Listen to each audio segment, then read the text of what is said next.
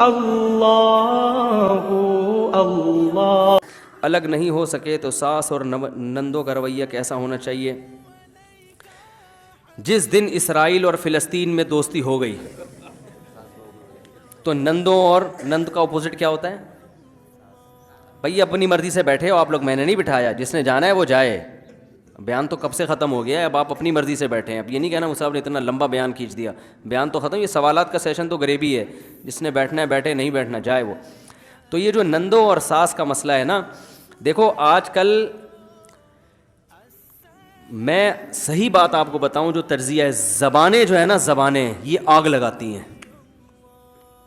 اگر یہ ساس بہو اور نندے زبان پہ کنٹرول کر لیں اور اصلاح کرنا سیکھیں، اصلاح طنز، آج جو آیتیں آئی ہیں نا وہ بھی پوری نہیں ہوئی ہیں، ہماز مشاء بنمیم، ایسے لوگوں کی اتباع نہ کرو جو طنز کرتے ہیں، تانے دیتے ہیں۔ مثلاً بہو میں اگر کوئی فالٹ ہے، کھانا نہیں پکانا آتا، خدمت نہیں ہے، تو ساس کو چاہیے اس کو محبت سے بٹھائے، بولے تم بھی میری بیٹیوں کی طرح ہو، ٹھیک ہے نا، اور اس کے میاں کے سامنے اس کی برائی نہ کرے کہ تمہاری بیوی ایسی، اس کو سمجھاتا نہیں ہے تو، اس کو سمجھاتا نہیں ہے تو شرم نہیں آتی، جورو کا غلام بن کے بیٹھ گیا۔ بولو بھائی اب تم میری بیٹی ہو تو آؤ تھوڑا سا مل جل کے کچھ کر لیتے ہیں، تمہیں پہلے سے کچھ چیزیں آتی ہیں، کچھ میں تمہیں سکھاتی ہوں، اس سے کیا ہوگا بھائی، تمہاری عزت بڑھے گی۔ تمیز، ڈائریکٹ بات کہاں سے شروع ہوتی ہے؟ طنز، یہ روٹی بنا کے لائیے، پھر الگ سے نا میاں کے اپنے بیٹے کے کان، اس کو تو روٹی پکانی نہیں آتی، خیر اب ہماری قسمت،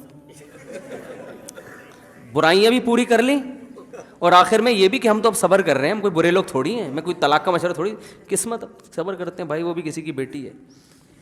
وہ آدمی بھی تلملا جاتا ہے کہ پتہ نہیں ہے میں اس سے محبت کروں گی نہیں کروں، یہ کیا ہے، اس کو تو روٹی پکانی نہیں آتی۔ یہ روٹی ووٹی اتنے بڑے مسائل، بھائی نکاح کا جو اللہ نے بنیادی مقصد بتایا ہے نا، وہ ہے اولاد، اصل وجہ یہ ہے، دوسرے نمبر پر سکون، محبت۔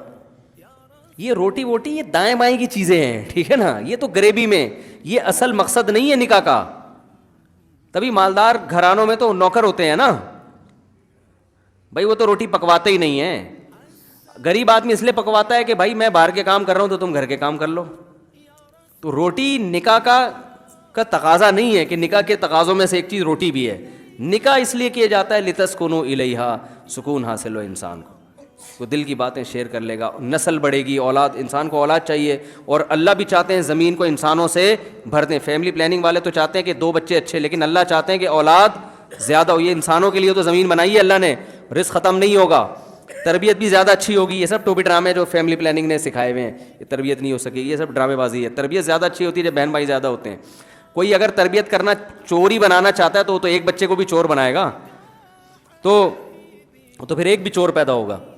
تو اگر گھر میں عزت دینا سیکھ لینا، عزت، بہو ساس کا تھوڑا سا احترام سیکھ لے، وہ کہے کہ بھائی اگر اس نے میرے سے غلط لہجے میں بات کر بھی لی تو اس کا مقام کیا ہے،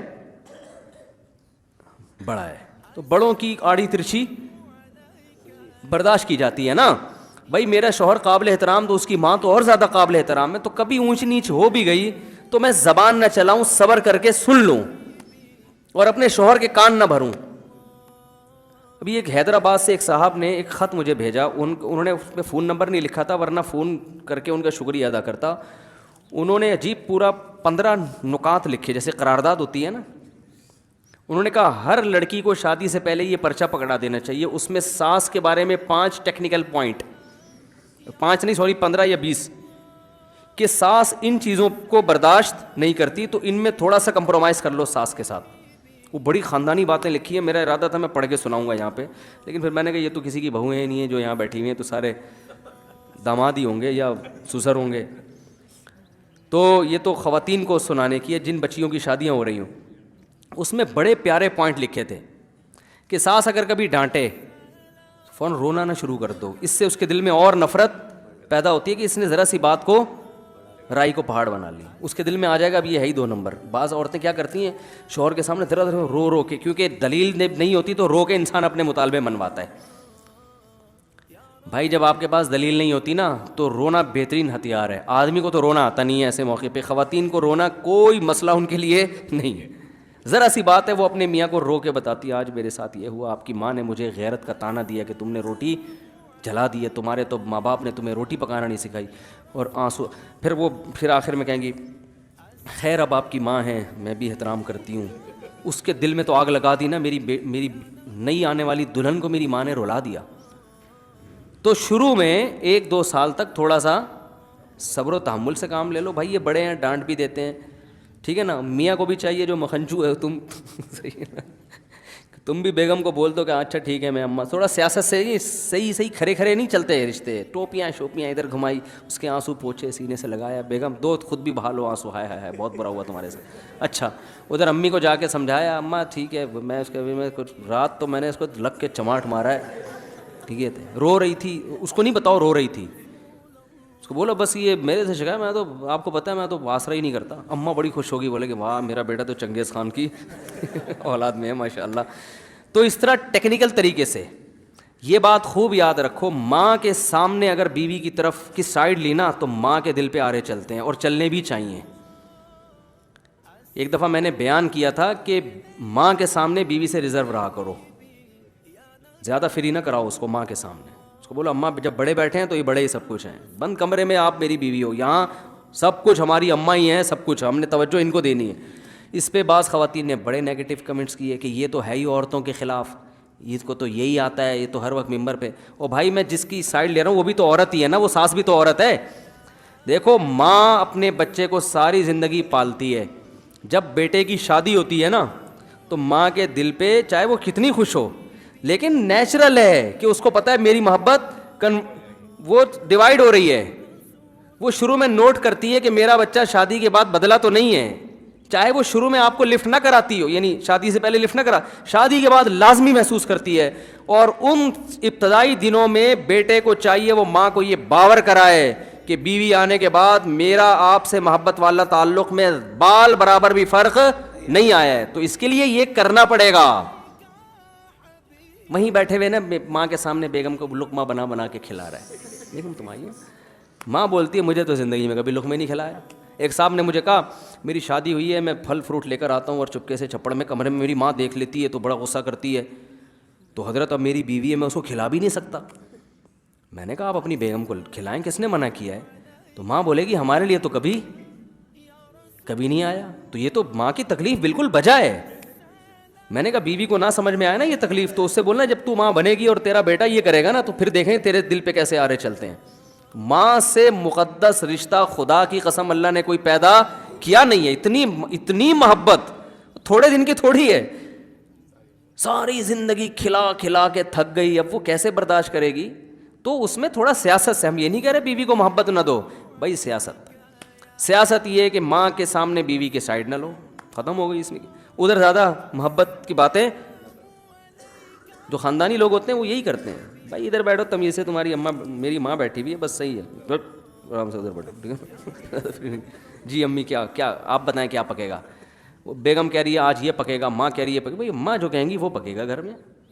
یہ کیسے ہو سکتا ہے؟ ابھی تم نہیں آئی ہو جو تم کہہ رہی ہو وہ پکے گا. اب عورتیں کیا کہتی ہیں ہماری تو اس گھر میں کوئی عزت ہی نہیں ہے, میری مرضی سے تو کچھ پک بھی نہیں سکتا. بولو بھائی پکے گا, تھوڑا سا صبر کر لو, تھوڑا سا ماں کو عزت دے دو, کچھ دنوں کے بعد یہ خود کہے گی کہ جو بہو کہہ رہی ہے نا وہ پکاؤ گھر میں.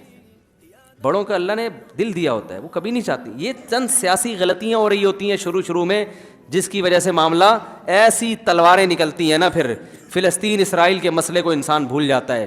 جو ساس بہو کے جھگڑے, وہ بڑے کو عزت چاہیے چھوٹے سے, بس سمجھ رہے ہو نا, کہ جواب نہ ملے, میں کبھی ڈانٹ بھی دوں تو جواب نہ ملے آگے سے, برداشت کر لو. اور چھوٹے کو یہ چاہیے کہ اس کو تانے نہ دیے جائیں, اس کو کوئی بات سمجھانی ہے وہ تمیز سے سمجھا دو. عزت دار آدمی جو ہے نا وہ تمیز سے بات سنتا ہے, بدتمیزی سے آپ ساس ہو اگر اس کو محبت سے سمجھا دو کہ بیٹا روٹی تمہیں پکانی آتی ہے, بہت اچھی پکاتی ہے, تھوڑا اور محنت کرو گی تو اور اچھی پک جائے گی. اور بیٹا دیکھو جب گھر میں آیا کرے نا کوئی, وہ تمہارا میاں آیا کرے تو, یا میں آیا کروں تو صرف پوچھ لو پانی کا. ویسے تو تم پوچھتی ہو, لیکن اب کیا سمجھاؤں میں کوئی ساس تھوڑی ہوں.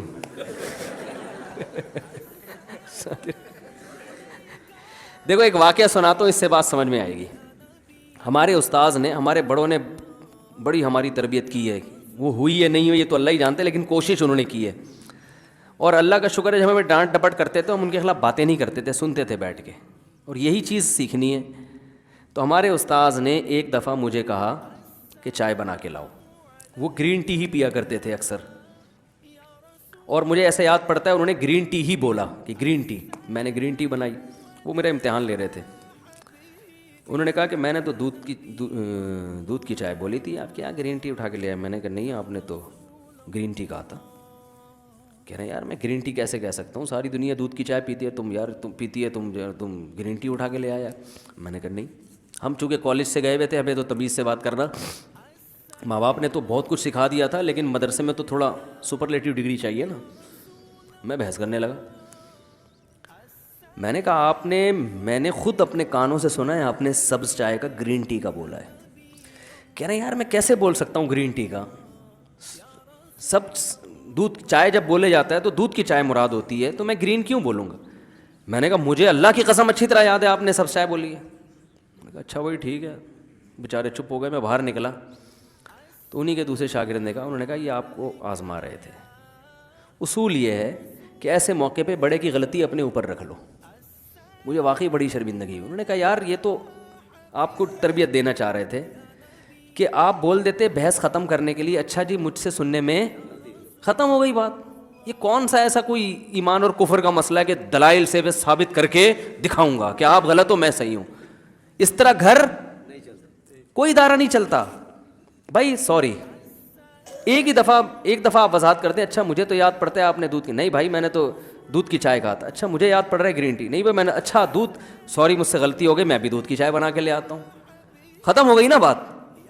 تو میں نے اس کے بعد سے پھر یہی پالیسی ہمیشہ ہر بڑے کے ساتھ، نہیں بحث کرتا. کوئی بڑا ڈانٹ رہا ہو، یہ کر رہا ہو، ایک دفعہ صفائی پیش کی، نہیں تو اچھا بھائی غلطی ہو گئی، سوری آئندہ.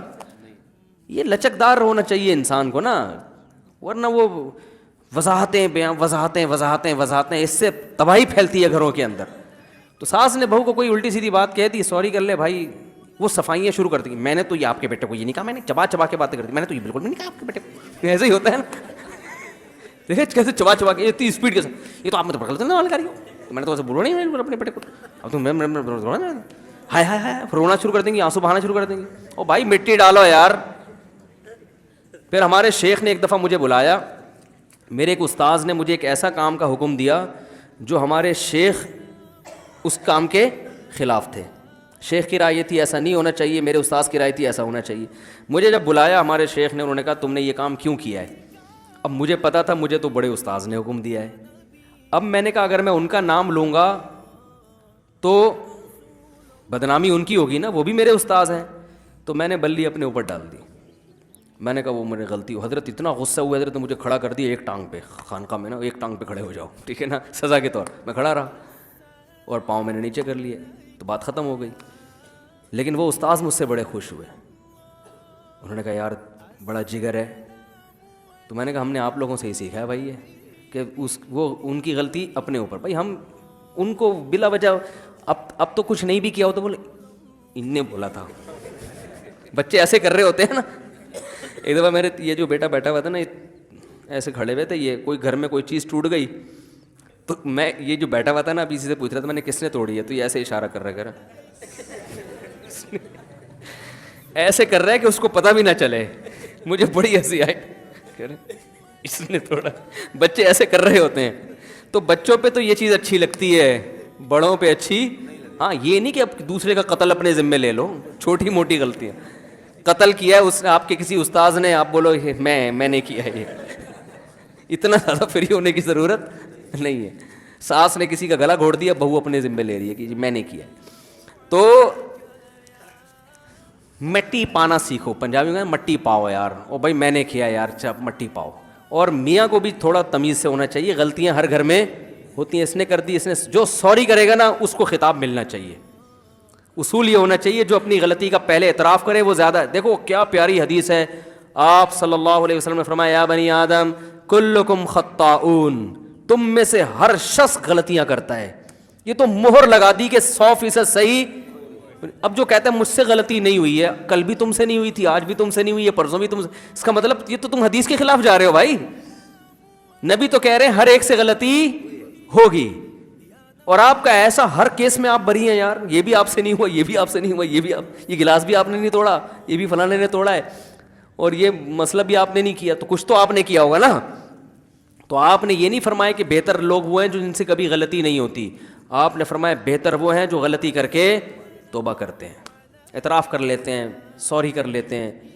تو یہ ہے، اس طرح سے تو تمیز سے زندگی کچھ گزر سکتی ہے، ورنہ گھروں کے جو حالات ہیں اللہ کی پناہ ہے یار. وہ بہویں تو ایسی ماشاء اللہ بدتمیز ہو گئی ہیں، وہ تو احترام تو گیا تیل لینے. اور ساس اگر کوئی شریف بہو مل جائے تو ساس جو اس کو رگڑتی ہے نا تجھے تو میں دونوں ہاتھوں سے بتاتی ہوں تو ہے کیا. تو بس ایسے ہی چل رہا ہے. اسی وجہ سے پھر کہا جاتا ہے یار الگ رکھو، اس لیے کہ اتنی تمیز سکھانے میں اتنا ٹائم لگے گا کہ یہ گھر ایک لڑائی کا، وہ پھر اتنی پیچیدگیاں پیدا ہو چکی ہوتی ہیں کہ وہ بہت ہی بڑے مسائل کھڑے ہو. اس لیے ہم آج کل مشورہ یہی دیتے ہیں، بھائی پہلے الگ گھر کا انتظام کرو، بیگم کو ادھر لے کر آؤ، ادھر لے کے آؤ نہیں، پھر اس کے بعد تمیز کے کورس وغیرہ کر لو، آپ ورکشاپیں کرو، تمیز سے بات کیسا کرنا ہے پہلے الگ. کیونکہ اگر ساتھ رکھ لیا تمیز اول تو سیکھتے پھر بھی نہیں ہے ساری زندگی نا، کہ کیسے کس سے بات کرنی ہے. تو اور اگر سیکھ بھی لیں گے تو سیکھنے کے دوران جو اتنے پھڈے ہو چکے ہوتے ہیں، وہ اتنے پیچیدہ معاملات ہو چکے ہوتے ہیں کہ اب تو ہر صحیح بات کا مطلب اس نے غلط لینا ہے، اور اس کی ہر صحیح بات کا مطلب اس نے بھی غلط لینا ہے. پھر مار دھاڑ کے الگ ہو گئے، اس سے بہتر نہیں ہے کہ پہلے الگ ہو جاؤ.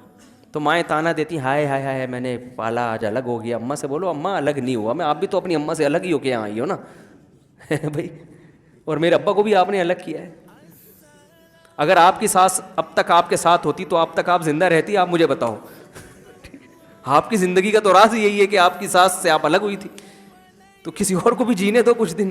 یہ اتنی تمیز سے کہیں نہیں، یہ کلیئر کٹ بات دل میں یہ رکھیں. کہنے کا اسٹائل تھوڑا سا ڈفرینٹ ہونا چاہیے، وہ پھر اسٹائل پھر آپ عین وقت پہ آپ کسی سے بھی فون کر کے پوچھ سکتے ہیں.